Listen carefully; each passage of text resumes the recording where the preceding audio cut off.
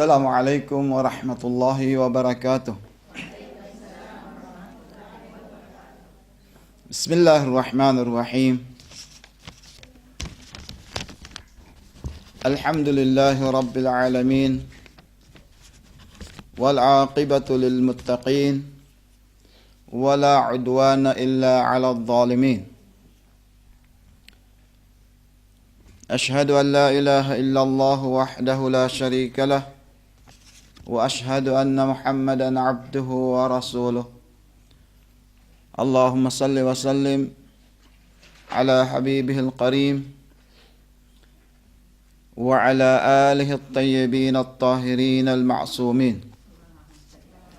اللهم صل على محمد وآل محمد. واللعنة الدائمة على أعدائنا وأعدائهم من الآن إلى قيام يوم الدين. قال الله سبحانه وتعالى في سورة الحج الآية 41. بسم الله الرحمن الرحيم. الذين إن مكناهم في الأرض أقاموا الصلاة وآتوا الزكاة وأمروا بالمعروف ونهوا عن المنكر ولله عاقبة الأمور. صدق الله العلي العظيم. Ito na siguro ang apat na pong araw sa ating pagle-lecture o kaya sa lesson natin ngayon. At dahil wala nang natirang katanungan na sa akin or wala na, siguro napagod na yung mga kapatid sa kasusulat. Ngayon meron akong nakitang isang topic konektado rin sa mga nakaraang lesson natin, at yun ang ano ang connection ng paniniwala sa Ahlul Bayt at sa marji'iyatut taklid or sa marji'ut taklid. Ano ang connection sa paniniwala sa Ahlul Bayt, lalong-lalo na sa Imamuz Zaman, yung panglabing-4 o panglabing-2 imam galing sa inaapo ng Rasulullah sa Ahlul Bayt, at ang connection nito sa pinag-uusapan nating topic tungkol sa pagsunod sa marji'ut taklid o kaya pagsunod sa mga ulama, qualified ulama sa panahon ng Ghaibatul Kubra o kaya sa panahon na wala ang Imamuz Zaman, ang 12 imams.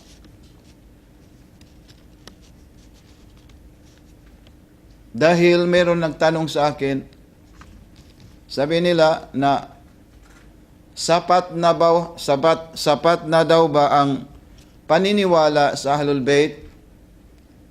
Of course, paniwala sa Allah, sa Rasulullah, at ang Ahlul Bayt sa panahon natin ngayon. At yun ay natanong ko rin noon, pero hindi masyadong maluwag. At ngayon, umpisan natin ng isang topic tungkol sa paniniwala sa 12 imam o kaya isang kahalili ng Rasulullah galing sa kanyang inaapo.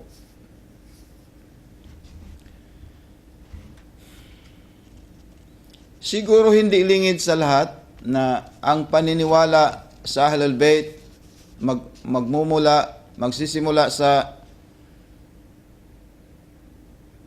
Imam Ali alayhi salam bilang kahalili ng Rasulullah, at yun ay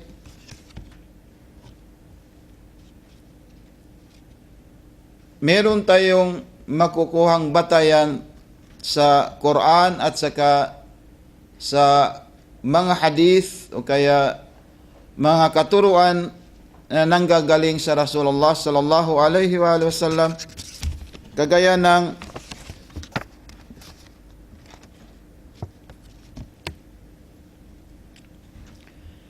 ng itong hadith na nanggagaling sa Waqi' ibn Jarrah an Rabi' ibn Sa'ad an Abdurrahman ibn Sulayd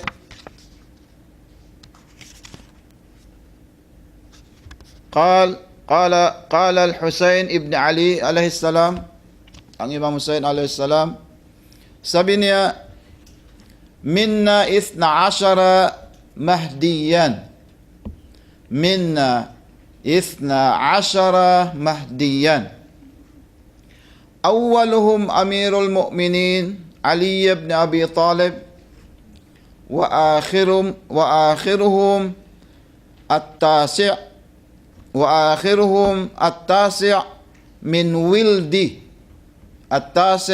wildi wa huwa al-qa'imu bil haqqi yuhyi al-ardu bihi yuhyi Allahu bihi al-arda ba'da mautiha wa yudhiru bihi din al-haqqi ala ad-dini kullihi walau karihal musyrikun, lahu ghaibatun yartaddu fiha aqwamun wa yuthbitu fiha ala ad-dini akharun.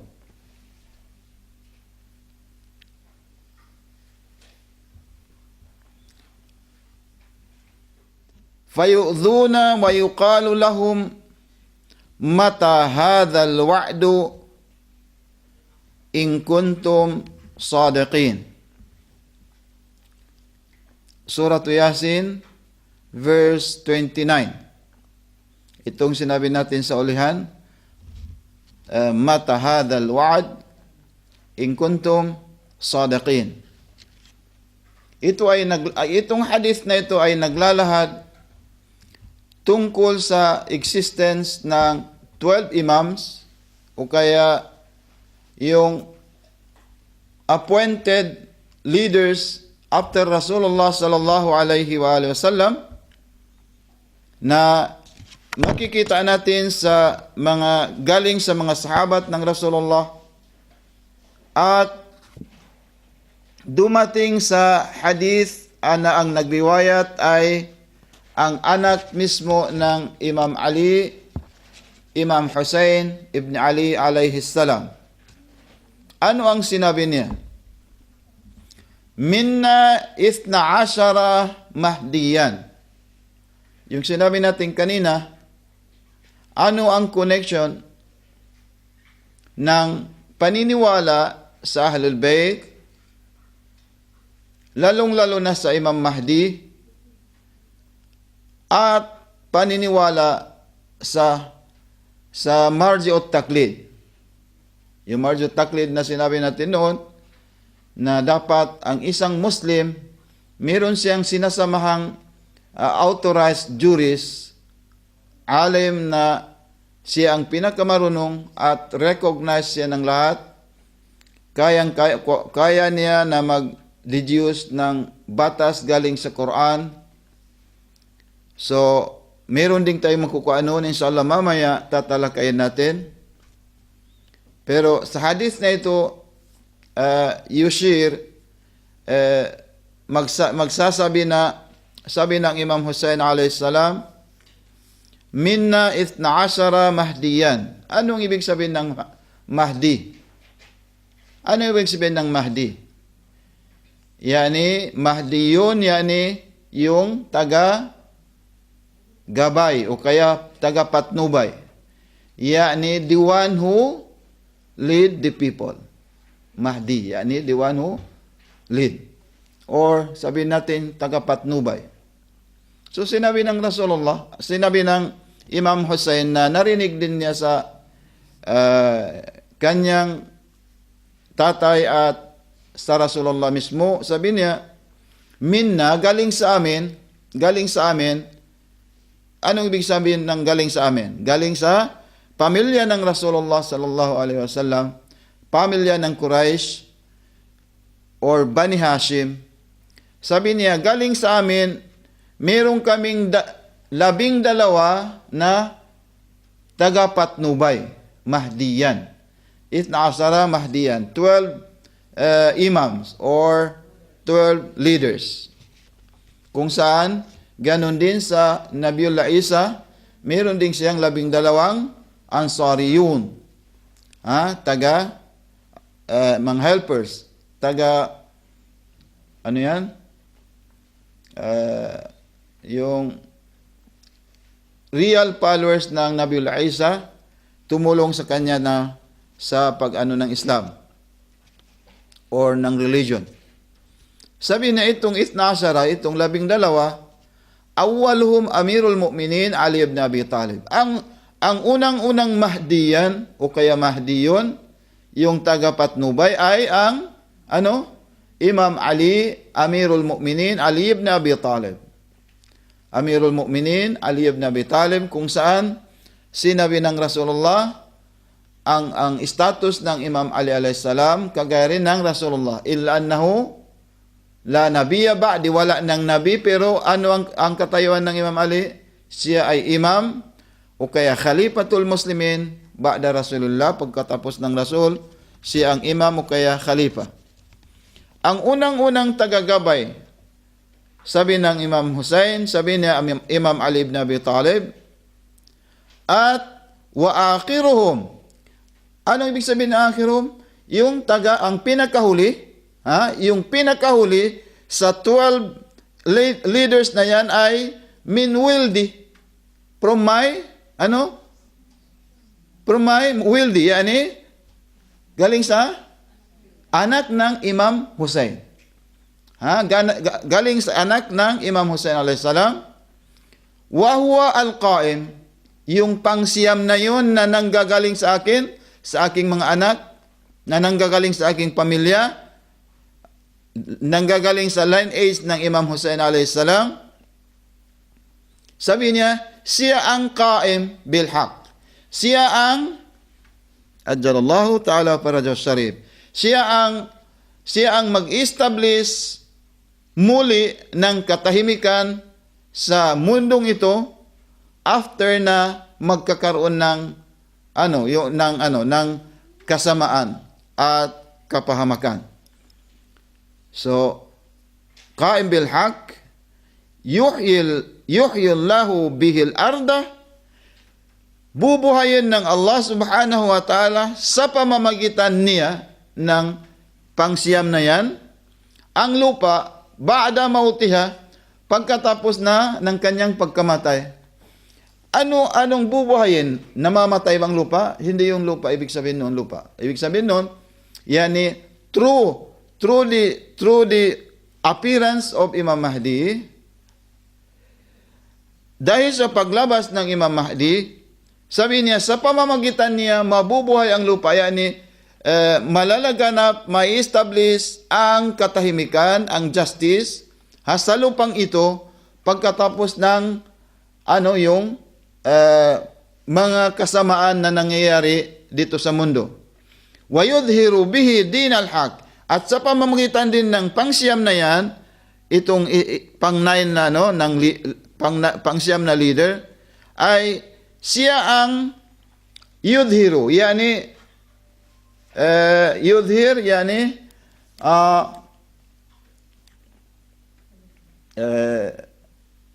siya ang sa pamamagitan niya mangingibabaw ang katotohanan. Sa pamamagitan ng 12 imam ay mangingibabaw ang din, ang relihiyon na totoo, ang totoong relihiyon. Alad dini kullihi, sa lahat ng mga yani yung mga sa lahat ng hindi na original relihiyon dito sa mundo. Yani gawa-gawa lang ng mga tao. Dinul haq ala dini kulli, sa lahat ng relihiyon. Walau karihal musyrikun, kahit ayaw mangyari ng mga hindi sumasampalataya. Kahit ayaw na mangyari ng mga hindi sumasampalataya. Pero yung sinabi niya na itong pangsiyam na leader, saan ba siya ngayon? Yun, lahu ghaibatun. Meron siyang, malilingid siya sa paningin ng mga tao. Mawawala siya sa paningin ng tao. Mawawala siya sa paningin ng tao. At ang taga ng kanyang pagkawala, yartaddu piha aqwa. Yartad. Ano ibig sabihin ng yartaddu? Yani, magbalik ang lahat ng karamihan ng mga mu'minun hanggat yung mga Shia ng Imam Zaman. Hanggat yung naniniwala sa 12 imams o kaya sa Ahlul Bayt ay yartad, yani magbabalik sila sa kanilang paniniwala, yani babaliktad sila sa kanilang paniniwala dahil sa katagalan ng kanyang pagkawala. Yartaddu fiha aqwamun, dahil sa katagalan. Wa yuthbita fiha ala dini akharun. So dito natin makikita kung sino talaga ang real bariman. Mamaya inshallah tatalakayin namin sino talaga ano ba talaga ang katangian ng mga taong real Muslim, na yung sinasabi natin, after bubuhayin sila sa puntod, diretso sila sa paraiso inshallah. Mamaya makikita natin yung real followers ng Ahlul Bayt o kaya yung Imam Zaman. Sabi niya, ang tagal dahil sa katagalan ng pagkawala ng Imam Zaman, yartaddu fiha aqwa, marami ang yartad, magiging murtad, yani magbalik sa kanilang paniniwala. Okay. Hanggat may magsasabi, wayu'dhun, at dahil sa katagalan at dahil sa mga panglalait ng mga ibang Muslim at hindi nila makakaya ng they cannot withstand all those tragedies at saka yung panglalait ng mga iba. Hindi nila makaya ng tumayo sa kanilang sarili. Ano ang sasabihin nila? Wa yuqalu lahum mata hadzal wa'd in kuntum sadiqin. Mayroong magsasabi sa kanila na mga tao bilang para ma-discourage sila. Sabi niya, saan ang Imam Mahdi na sinasabi ninyo? Hanggang kailan kayo maghihintay kung totoo ang sinasabi ninyo? Okay.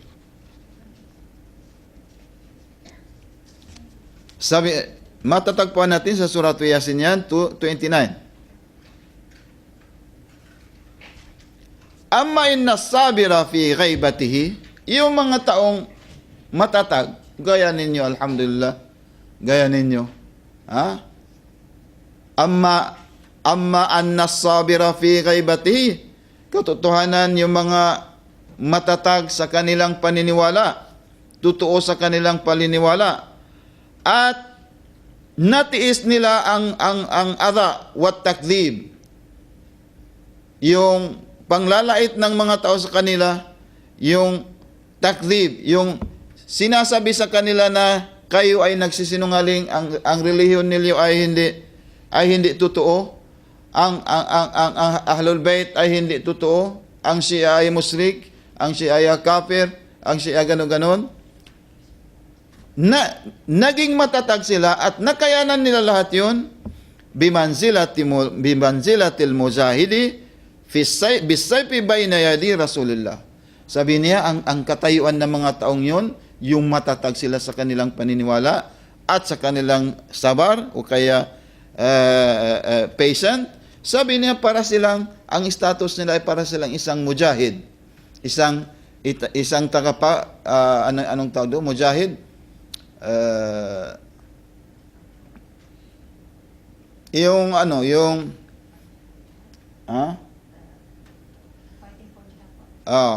bimanzilatil mujahid bisayf bayna yaday Rasulillah.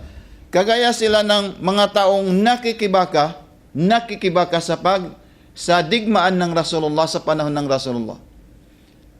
Katulad sila ng mga Ansar, yung mga sahabat, ang makukuha nila sa panahon natin ngayon ay katulad ng mga taong nakikibaka sa digmaan ng Rasulullah sallallahu alaihi wasallam sa kapanahunan nila. Yun ang mga taong sinabi ng Imam Hussein alaihi salam. So, bukod doon, sinabi ng Allah subhanahu wa ta'ala, totoo ba itong paniniwalaan natin sa Ahlul Bayt? O totoo ba itong paniniwalaan natin na mayroong sinasabing yung pangsiyam na galing sa pamilya ng Imam Hussein a.s.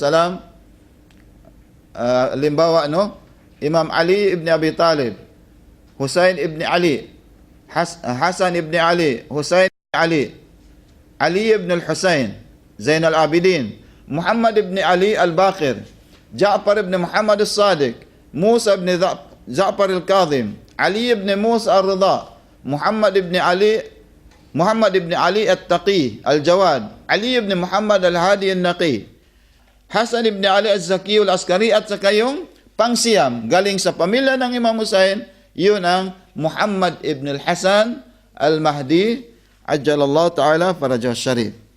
So, totoo ba yan? Totoo ba yan ang sinasabi natin na yan?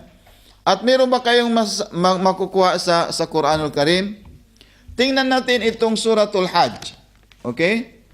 At kung halimbawa totoo, ano naman ang gagawin niya? Totoo ba yun? Sabihin natin na ang Islam ay lumaganap ang Islam dahil sa pamamagitan ng saif. Anong tawag doon? Sword. Yung fighting or giyera. Totoo ba yun? Ano ang mission ng 12 imam na yan kung halimbawa ma-establish o kaya magbalik siya? Ang sa Suratul Hajj 41, sa Suratul Hajj verse 41, sabi ng Allah, alladhina in makkannahum fil ard, alladhina, yung mga Muslim, alladhina, yung sila na mga Muslim, in makkannahum fil ard, kung maipagkakaloob namin sa kanila, na bilang, kung maipagkakaloob namin sa kanila ang kapangyarihan dito sa mundo. Makkannahum fil ard. Makka na yan magiging ikaw ang taguyod, ikaw ang taga pamahala. So, sabi ng Allah, kung maipagkaloob namin sa mga Muslim ang kapangyarihan dito sa mundo, anong gagawin nila? Aqamus salata wa atuz zakah. Tingnan mo, ang kahalagaan ng pagdarasal, yung takdang oras sa pagdarasal. Tingnan mo, ang naunang binanggit ng Quran, ay aqamus salah. Yani, anong itatayo ng mga Muslim na yan? Ang sambahyang o kaya yung takdang pagdarasal. Pagdarasal ng 5 times a day. Pangalawa, wa'atuz zakah. Ang kapangyarihan ay hindi siya magiging matatag kung wala siyang suporta.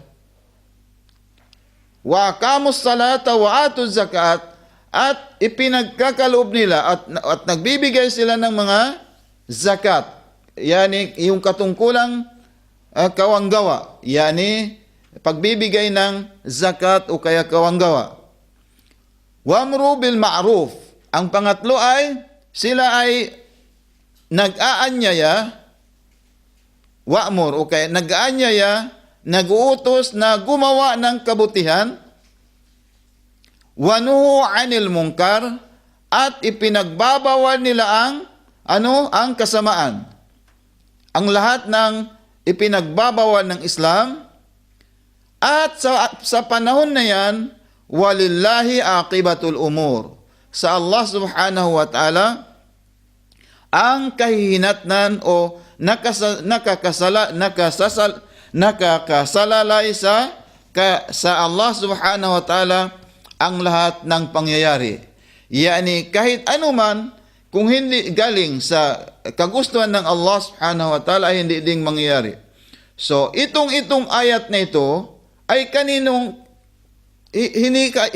itong ayat na ito ay para sa kaninong pangyayari o kaya para saan? Sabi ng sa kitab Yanabi'ul Mawadda lil Hanafi, sa kitab Yanabi'ul Mawadda lil Hanafi, page 450 hanggat 451. Kitab ito ng mga kapatid nating Ahlus Sunnah. Itong ayat na ito ay nazalat fil Mahdi wa ashabuhu. Itong ayat na ito, wa in makkannahum fil ard, sabi ng Allah, yung mga tao, kung ibibigay pagkaloob ng Allah ang kapangyarihan dito sa dunya, dito sa mundo, ay ang unang gagawin nila, ang lahat ay dapat, itatayo nila ang pagdarasal. Yani lahat ng mga tao ay dapat magdarasal sila. Bakit ganun ang sinabi ng Diyos? Dahil hindi ba ang kauna-unahang kabutihan o kaya deeds na anong tawag doon? I-consider o kaya bibilangin ng Allah sa kabilang buhay. Ano ba yun? Salah. As-salatu awwalu ma yuhasibu bihi al-'abd. Ang unang-unang kabutihan na nagawa ng Muslim dito sa dunya, ano ang uunahin niya na para bilangin? Hindi ibang-ibang gawain, hindi. Kundi ang mauna ay yung pagdarasal.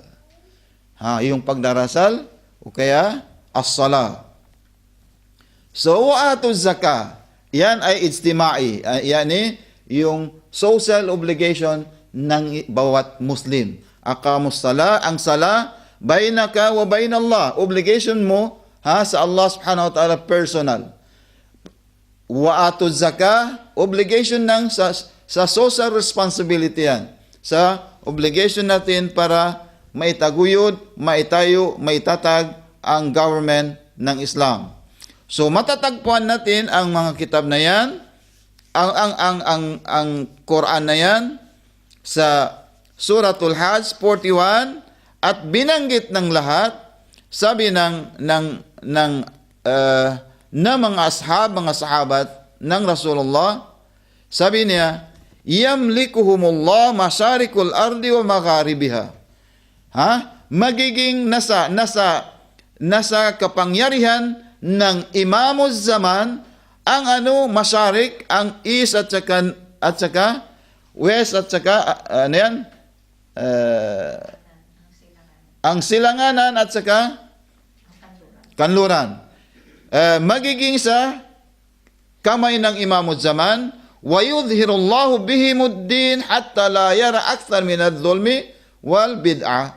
Sabi niya, at doon sa pamamagitan ng pag-establish ng imamuz zaman ay mawawala ang lahat ng kapahamakan at mawawala ang kasamaan sa society ng mga tao ng Islam. So, klaro itong ayat na ito ay nagsasaad na ang paniniwala sa imamuz zaman, sa 12 imams, ay nandoon sa Quran at makikita natin. Ito, isa yon. Ang pangalawa ay sa Suratul Saf. Itong sa Suratul Saf. Suratul Saf, verse number 9. Tingnan mo ang sa Suratul Saf, verse number 9. Sabi niya, liyudhhirahu ala dini kullihi walau karihal musyrikun. Gaya ng hadis kanina na binanggit natin galing sa Imam Hussein ibn Ali, di ba? Sabi niya, dahil sa paglabas ng Imam Zaman, anong sinabi niya? وَيُظْهِرُ بِهِ دِينَ الْحَقِّ عَلَى الدِّينِ كُلِّهِ وَلَوْ كَرِهَ الْمُشْرِكُونَ. So itong basis ng sinabi ng Imam Hussein alayhis salam ay dahil sa Surah As-Saff, verse number 9, sabi niya, paglabas ng Islam, lumabas ng Islam, na-establish ng Islam, at ang Quranul Karim ay nandiyan na. Ang problema ngayon, sino ang mamamahala para yung yung istimrar, yung continuation, yung sunod-sunod na government o kaya yung sunod-sunod na para maprotektahan ang Quranul Karim. Hanggang saan ang katapusan? Hanggang sa panahon lang ba ng Rasulullah o hanggang ngayon o hanggat sa tatayo ang yung muling pagkabuhay? So itong ayat na ito ay sinyalis na ang lahat ng relihiyon dito sa dunya ngayon, sa mundo ngayon, ay ang mangingibabaw ang Islam. Ang Islam. Ang tanong natin ngayon, nangingibabaw ang Islam o hindi? Wala. Hindi man. Wala man. So, kaninong ayat ito? Itong ayat ito, para saan? Hindi ba yan sa paglabas ng Imam Mahdi? This is one of the prophecy wherein ang concern dito ay para sa reappearance ng Imam Zaman na lingid sa kaalaman ng lahat ay nandito siya sa atin, pero hindi lang natin nakikita dahil wala pang order ang Allah subhanahu wa ta'ala sa kanya. So sabi niya, itong ayat na ito ay matatagpuan. Sinabi ng Hafid An-Najafi Ash-Shafi'i, sabi ng muarrikhin ng historian ng Islam, si Imam Hafid Al-Kanzi Ash-Shafi'i, sa page 102 up to 112, galing sa Sa'id ibn Jaybar, anna hadha al-hadith, itong hadith ay totoo, at ang paglabas nito, ang pagbaba ng Quran na ito ay tungkol sa Imam Zaman min dhurriyyati Fatima. Galing sa pamilya ng Hazrat Fatima Az-Zahra. So, yan ibig sabihin doon, galing sa Ahlul Bayt ng Rasulullah sallallahu alaihi wa sallam. At ang ayat na ito ay senyales, wala tayong problemahin. At kinakailangan lang matatag tayo, at kinakailangan lang ang pagsisikap, kinakailangan lang na dapat matutunan natin ang Islam, ang tunay na katuruan ng Islam, para magiging miyembro tayo ng Islamic Society sa susunod na araw. At ang yan ay isang senyales para sa Imam Zaman. Ang pangatlo ay, dito nga sabi ng Allah subhanahu wa ta'ala, para magiging isa tayo sa mga miyembro ng Imam Zaman the time na maglabas siya, dahil mayroong 50 katao na babae bilang nurse o kaya katulong sa paglabas ng Imam Mahdi. Mayroong 50 katao, pero selected few lang yun. Selected. How we wish na isa kayo sa mga makasali doon sa sahabat ng Imam Mahdi. Okay. Anong sinabi ng Diyos? Ya ayyuhalladhina amanu, hal adullukum ala tijaratin tunjikum min adhabin alim? O ano kayo ngayon? Gusto ba ninyo na gagabayan ko kayo sa mabuting kalakal, mabuting business? Gusto ba ninyong malaman? Sabi ng Allah subhanahu wa ta'ala, kung gusto niyong gagabayan ko kayo ng mabuting kalakal o kaya business, na tunjikum min adhabin alim, na makapagliligtas sa inyo sa masakit na kaparusahan sa kabilang buhay. Anong gagawin natin? Anong gagawin natin? Ha? Huwag kayong huwag kayong tamad mag-attend ng mga seminar, symposium gaya natin ngayon. Ha? At huwag din kayong tamad sa pag-aaral o kaya paghahanap ng katuruan ng Islam. Dahil sabi ng Allah subhanahu wa ta'ala, ang business na hindi kayo malulugi at magiging tagapagligtas sa atin sa mahigit na kaparusahan ng Allah ay tu'minuna billah, maniwala kayo na walang pag-alinlangan. Walang pag-alinlangan sa Allah subhanahu wa ta'ala. Huwag na kayo mag-alinlangan, huwag na kayo mag-entertain ng any doubts dahil kung gusto niyong maililigtas sa kapahamakan, sa kabilang buhay, at gusto nating na mag-business na hindi tayo malulugi, tu'minuna billah wa rasulih. Maniwala kayo sa Allah Ta'ala ng lubos at sa kanyang sugo na Rasulullah. Pagkatapos wa tujahiduna fi sabilillah. At dapat magsumikap kayo o kaya makikibaka kayo sa mga taong naghahangad o kaya naghahangad na yumapak sa sa tunay na landas ng Allah Subhanahu wa Ta'ala. Tunay na landas ng Allah Subhanahu wa Ta'ala. Wal takum minkum ummatan yad'una ilal khair. Isang grupo na kung saan wala silang layuning, ibang layunin except maghikayat sa mga tao patungo sa tunay na landas ng Islam. Tujahiduna fi sabilillah, sabi ng Allah Subhanahu wa Ta'ala, dapat makikibaka kayo sa daan ng Allah Subhanahu wa Ta'ala. Paano? Bi amwalikum. Sa pamamagitan ng mga ari-arian na naibigay, na ipagkaloob sa inyo ng Allah Subhanahu wa Ta'ala. Sa inyong makakaya. Sa inyong makakayanan. Wa anfusikum, at hindi lang pera o kaya ari-arian natin. Dahil mayaman ka, noon ka lang, bigay ka lang ng pera, hindi lang yon. Wa tujahiduna fi sabilillah bi amwalikum wa anfusikum, kasama ang iyong sarili. Magsumikap ka. Dahil ang pagsisikap na yan ay hindi mauwi kung saan-saan. Babalik din sa atin. Babalik din sa ating sarili. So, wa tu'minuna billahi wa tujahiduna dhalikum khairul lakum in kuntum ta'lamun. Yun ang pinakamabuti sa atin.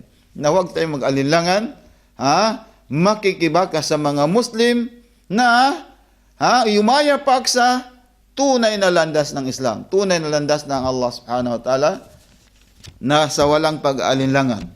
At yun ang pinakamabuti na gagawin natin. O itong ayat sabi ng mga sahabat ng Rasulullah ay naghikayat din o kaya nagsasabi din para sa Imamuz Zaman. Tingnan ninyo itong pang-apat na ayat.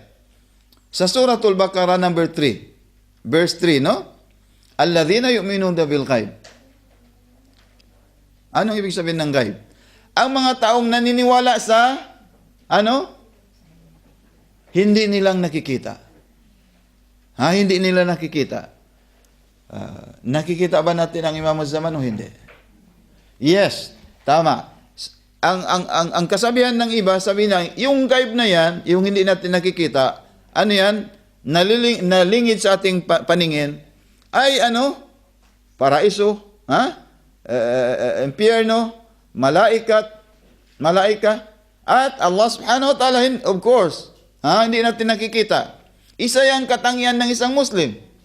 Pero ang tanong ko ngayon, nakikita ba natin ngayon ang Imamuz Zaman o hindi? Hindi man. Kasama roon ang paniniwala. Ang ayat na ito kasama ang paniniwala natin sa Imamuz Zaman.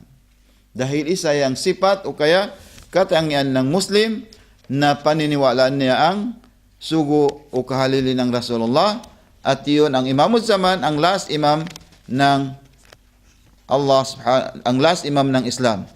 Itong ayat na ito ay matatagpuan natin sa Suratul Baqarah number 3, at tingnan mo, wa yuqimus salah wa yuqimuna as-salah. pagkatapos na paniniwalaan natin sa Imamul Zaman, kaya rin ng nauna? Ha? Ang unang-una na binanggit ng Allah ay yuqimuna as-salah. Dapat hindi lang maniwala kayo doon tapos wala kayong ginagawa. Ha? Maniwala kayo sa Allah at wala kayong ginagawa. Tapos sabihin ninyo hindi kayo marunong. Hindi ka naman nag-aaral. Paano matutunan ng Islam? Hindi ka naman nagtatanong, hindi ka naman nag-aaral. Ha? Please, allocate yung simple, kahit ilang oras lang, sa isang linggo, para sa kabutihan ng iyong sarili. Yuqimuna as-salata, mayroon kang utang ngayon, dapat alalahanin mo yon. At huwag mong patagalin, baka isa ka sa bukas na hindi natin makikita. Isa sa bukas na paglalamayan ng mga ating pamilya. Na'udhu billahi min dhalik. Huwag ilalayo sana ng Allah subhanahu wa ta'ala sa atin. Ang last na natin, ang last ay itong ayat, wa annahu la'ilmu lis-sa'ati fala tamtarunna biha. Itong mga kapatid nating Kristiyano, no? Tingnan nito itong ayat sa Suratul Zukhruf. Suratul Zukhruf ayat o kaya verse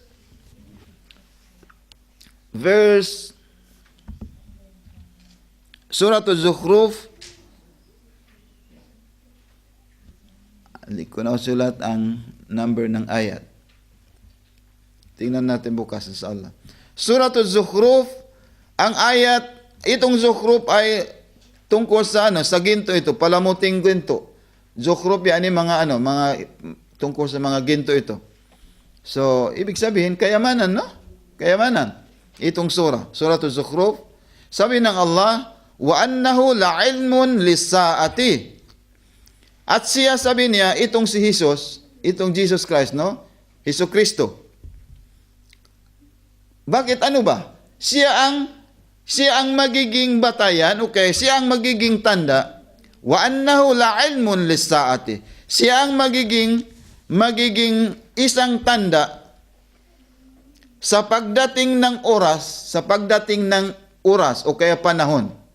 Yani siya yung paglabas before mangyari ang yung qiyamah, yung yaumul qiyamah, ang ng kabilang buhay, ay lalabas bababa ang Nabiullah Isa o kaya Hesus Kristo.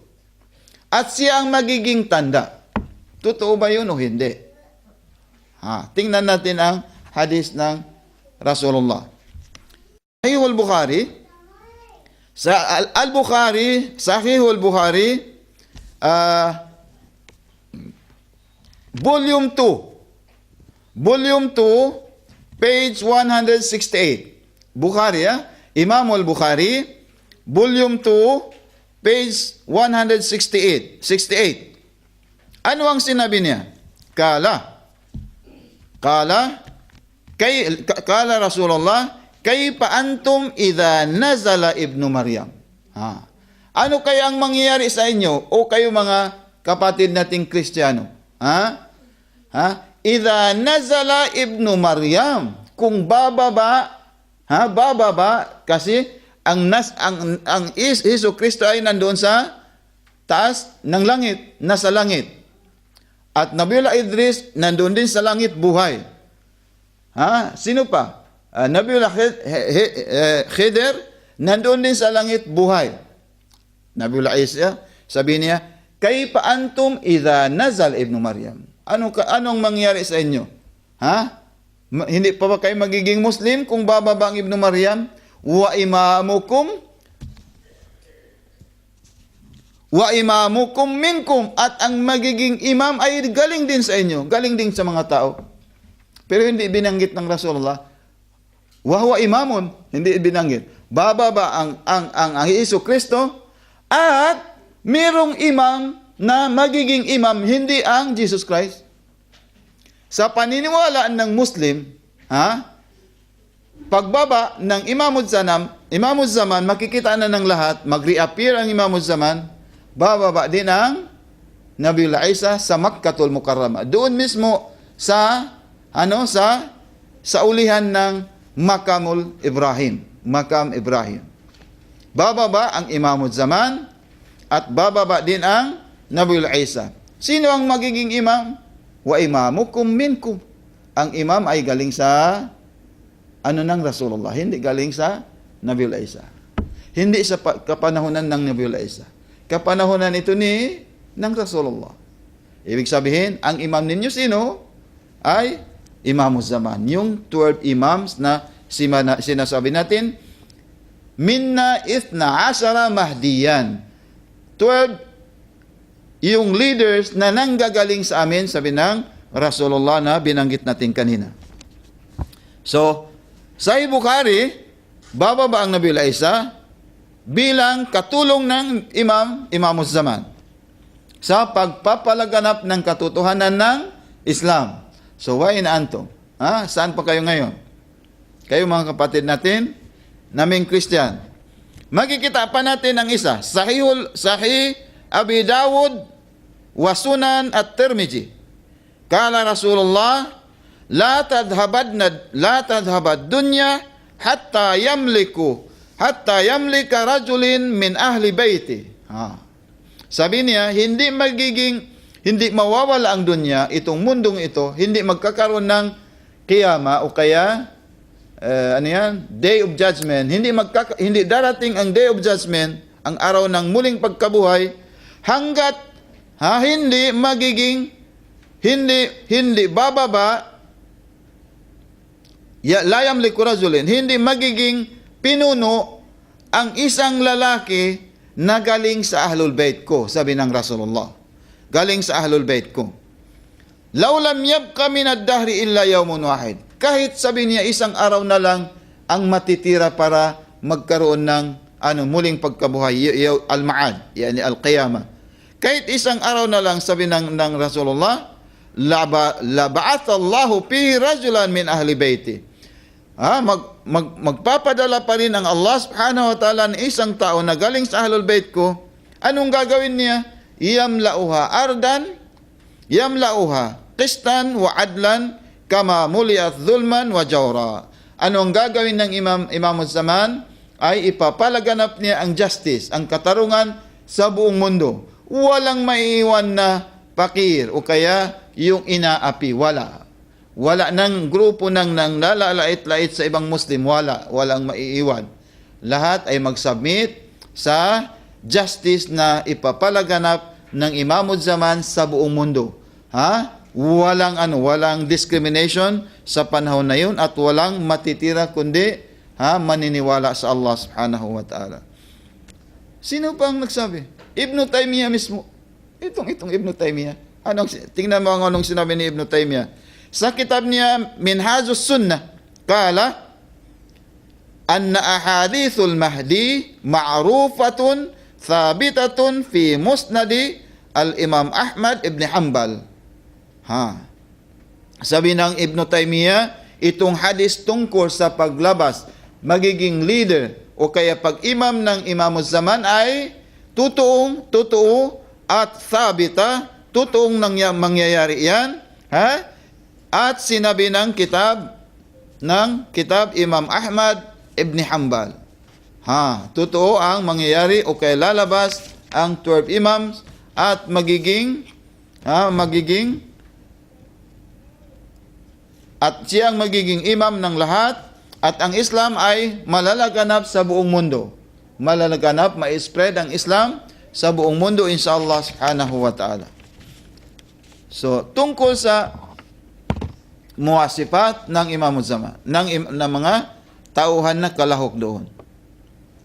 Sino ang gustong makinig kayong kung gustong yung mga taong nasa grupo na ngayon ng mga Zainabiyya, tayong lahat, Fatimiyya, Zainabiyya, Khairul Bariyya, Ahlul Bait Philippine Assembly, lahat tayo na nagnanais na diretso from galing sa punto diretso sa paraiso inshallah at makikita natin mismo ang mukha ng Imam Zaman. Magiging isa taga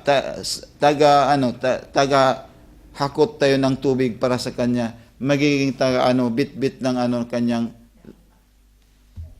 sino ang hindi mag-ano. Ha? Tingnan mo ang sabi ng galing sa hadis ng Rasulullah. Isa sa muwasifatu li junudil imamul muntadhar. Isang katangian, no? Ang unang-una dapat meron kang al-iman, paniniwala. Al-imanus sabit, al-imanus sabit. Yung paniniwalang hindi mutazaljal, hindi labas masok. Ha? Yung paniniwala yung iman hindi labas masok. Ha? Matatag. Ang katatagan ng iman na yun ay kagaya ng isang bundok o kaya isang hadid. Anong yung hadid? Anong hadid sa Tagalog? Iron? Ha? Bakal, kagaya ng bakal. Sabi ng Rasulullah, ang iman daw ng mga dapat ay may iman sila, wa huwa al-mumarasatul fi'liya lil aqidatil islamiyah. Dapat meron kang paniwala na matatag sa Islam. Ha? Hindi talaga nawawala ang iyong paniniwala. Kahit anumang mangyari, nandoon ka pa rin, nakatayo para sa Islam. Wa huwa darajatun rafi'ah la tanalu illa bil iltijam bihi. Hindi mo makukuha ang iman na sabita, yung totoong iman na yan, kundi mo gagawin ang katuruan o kaya kautusan ng Allah subhanahu wa ta'ala lahat. Ang lahat ng kautusan. Ang unang-una ay pagdarasal. Fasting. Ha? Huwag ka nang pumunta sa yung halimbawa malalim na ilmu o kaalaman. Huwag. Yung basic lang ang pag-aralan natin. Basic. Alamin mo kung totoo talagang kung paano ang pagsambayang, ang pagdarasal. Ha? Alamin natin yon para matalima o kaya ma-accept ang ating pagdarasal. Wa naha anhu wa an kulli ma nahallahu anhu. At lumayo tayo sa lahat ng ipinagbabawal ng Islam. Isa lang, iyon lang ang hiningi ng Imam Zaman. Yung iman na gagawin natin ang nararapat para sa kasiyahan ng Allah, at lalawan natin ang hindi gusto ng Islam. Yun lang. Pangalawa, ma'rifatullah. Dapat alamin natin ng tunay na kaalaman ang Allah subhanahu wa ta'ala. Paano? Huwag natin sabihin ng Allah may kapartner. Mayroon anak, mayroong asawa, at pwede nating makikita o kaya maaabot natin ng ating paningin ang Allah subhanahu wa ta'ala. Kung ganun ang paniniwala natin, inshallah, isa na tayo sa Ansarul Imam. Ang pangatlo ay as-saja'ah wal istidad. Dapat matapang tayo, no? Matapang. Wal istidad litadhiyah. Dapat ready tayo na isakripisyo ang ating sarili para sa Islam. Paano isakripisyo sa ating sarili? Paano? Yan, huwag kang mapagod para sa ikabubuti ng Islam. Para sa ikakalanagan ng Islam. Huwag kang magsasawa. Huwag kang magsasawa. As-saja'atu wal istidad litadhiyati. Dapat ready ka mag-sacrifice para sa ikakabuti ng Islam. Ang last ay irtibatu bil imamil muntadhar. Paano tayo magkakonek sa kanya? Yun ang problema natin, inshallah. Walhamdulillah rabbil alamin. Wa sallallahu ala sayyidina wa habibina Muhammad wa alihi at-tahirin. Wassalamu alaikum warahmatullahi wabarakatuh.